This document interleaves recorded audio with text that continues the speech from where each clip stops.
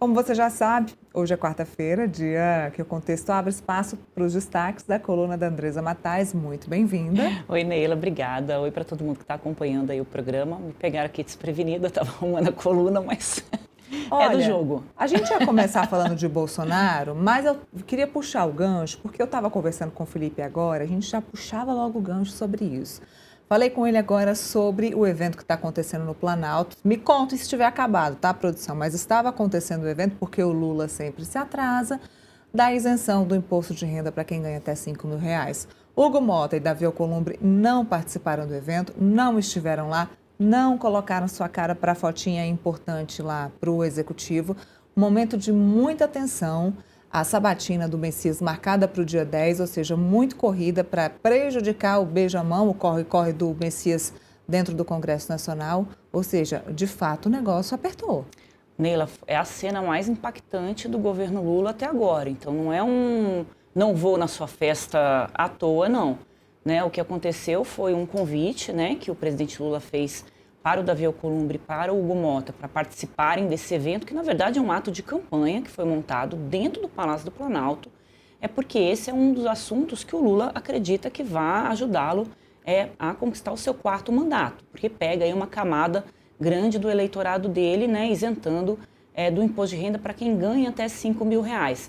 Essa proposta foi aprovada pelo Congresso, então hoje era um dia, né, para todo mundo faturar. Hoje era o dia do vamos faturar, lembrando o nosso querido Silvio Santos, para todo mundo faturar um pouco politicamente esse assunto. Só que as coisas azedaram em Brasília nas últimas 2 semanas e o Lula tomou um belo de um não, né, um belo de um fora, tanto do Hugo Mota quanto do Davi Alcolumbre. Essa informação foi antecipada na minha coluna aqui no Metrópolis, de que eles não iriam a esse compromisso. E eles nem avisaram o Palácio, viu, Neila? Estava todo mundo com esse compromisso na agenda, então eles decidiram não ir, também não deram satisfação para o presidente Lula e também não mandaram representantes. Então, por que a gente está falando disso? Porque a partir de agora tem uma risca no chão, tanto do Alcolumbre, tanto do Hugo Mota, dizendo o seguinte: governo, acabou a conversa, acabou a brincadeira, não tem mais, implodimos as pontes que levam às discussões, né, as negociações entre o Palácio do Planalto e o Congresso. Agora cada um por si e Deus por todos. E quando isso acontece, você já tem um governo que não tem base dentro do Congresso. Para um governo se viabilizar, para um governo aprovar matérias do seu interesse, muitas vezes do interesse eleitoral, não é nem do interesse do país, ele precisa de votos no Congresso. E quem é que organiza esses votos no Congresso? É o presidente da Câmara e o presidente do Senado, porque eles controlam as 2 casas, eles controlam as agendas. Então eles pautam os assuntos que eles querem pautar.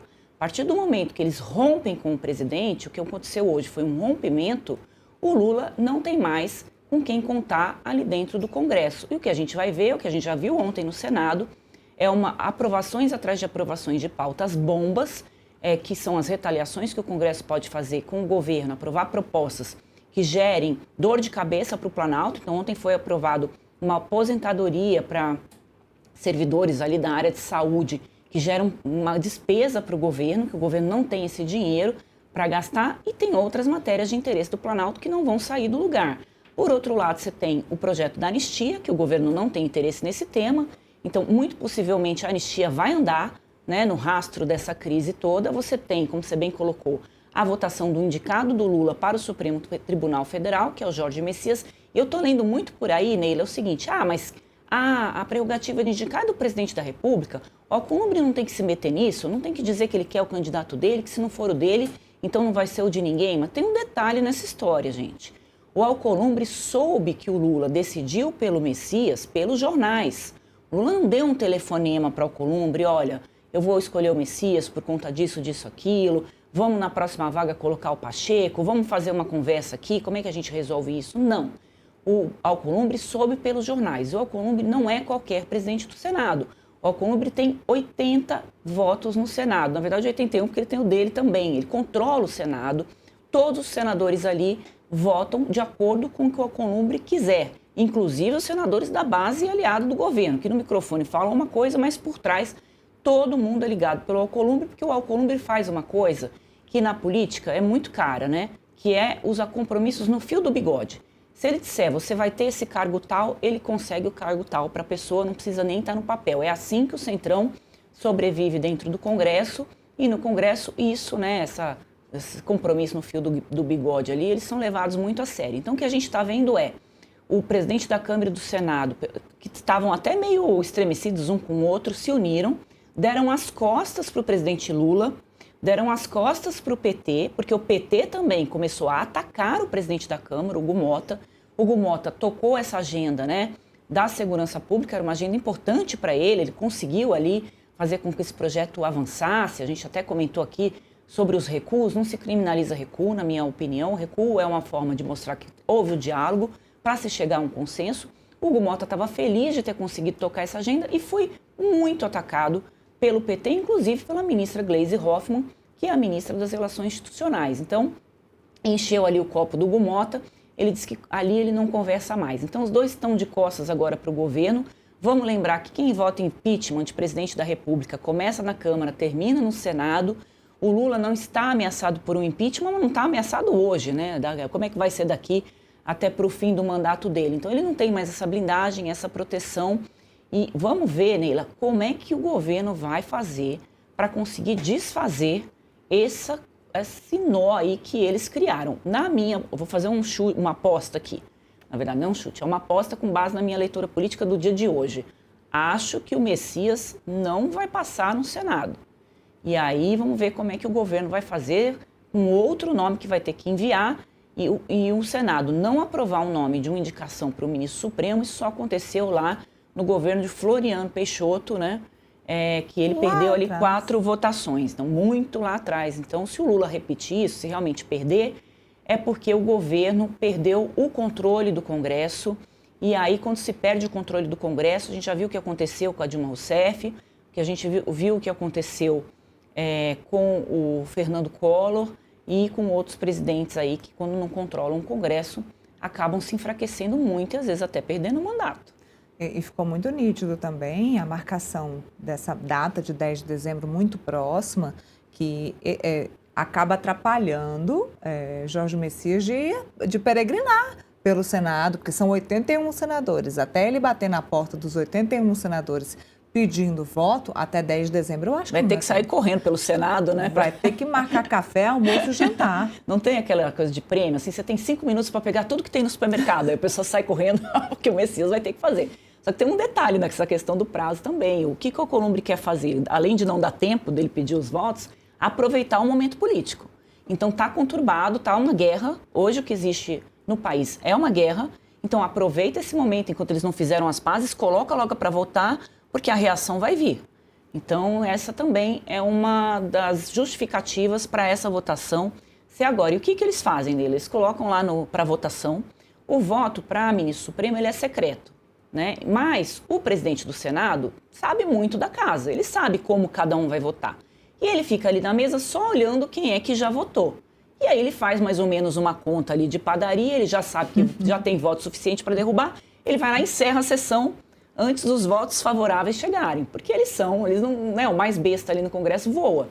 Então é assim que funciona. Então, assim, a derrota, hoje o Messias só vai ser aprovado, assim, por um milagre, né? Ou se o Alcolumbre der uma moscada ali no dia, tiver uma diarreia, alguma coisa assim. Porque se ele estiver comandando a sessão, o nome dele não passa de jeito nenhum, porque a situação ficou muito complicada. Então, hoje o governo queria fazer a foto da campanha, transformou o Palácio do Planalto num palanque. Isso está se falando pouco no país, mas é uma vergonha o que está sendo feito hoje. Todos os ministros fizeram posts, porque não é normal, né, quando o projeto vai ser sancionado, você fazer um carnaval desses. Então, o palanque foi feito, o Lula queria que o noticiário do dia fosse um noticiário positivo ao governo, que só se falasse nisso, porque é uma medida que vai ajudar muito, né, dar um alívio aí nas contas das famílias que ganham até R$5.000.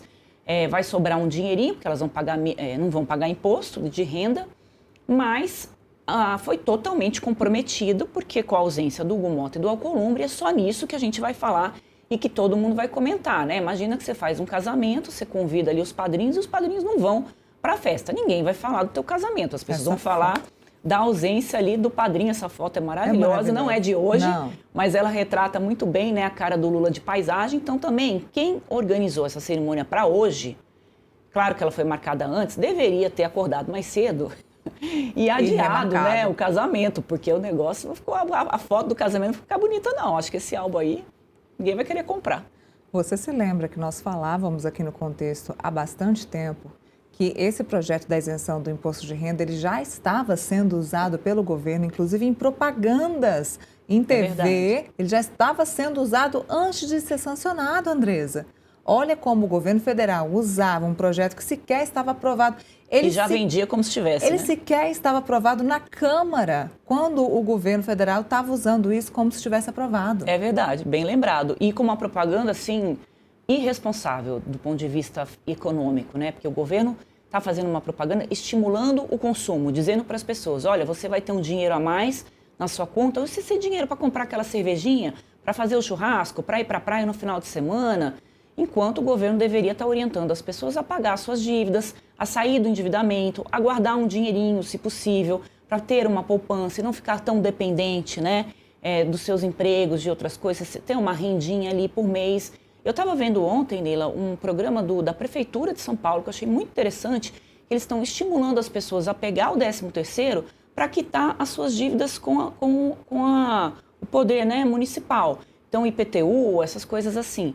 E aí eles estão dando um desconto para as pessoas, um bom desconto, para que elas possam quitar as dívidas com o 13º e começar o ano saindo do sufoco. Todo mundo sabe que quem tem dívida, gente, não dorme direito, fica preocupado, não é uma situação confortável. Ninguém quer ter dívida, todo mundo quer ter a sua, né, quer dormir tranquilo ali à noite, sabendo que vai poder pagar as suas contas. Então, na medida que o governo estimula o consumo, sendo que a gente está vivendo numa sociedade que tem um hiperendividamento, né, as pessoas não conseguem ter um salário até o final do mês e aí acabam recorrendo, né, a esses empréstimos, agiotas, esse Crefisa que está cobrando juros exorbitantes das pessoas e ao invés disso o governo está estimulando que as pessoas se enfoquem mais. Então está tudo muito complicado porque só se pensa numa coisa.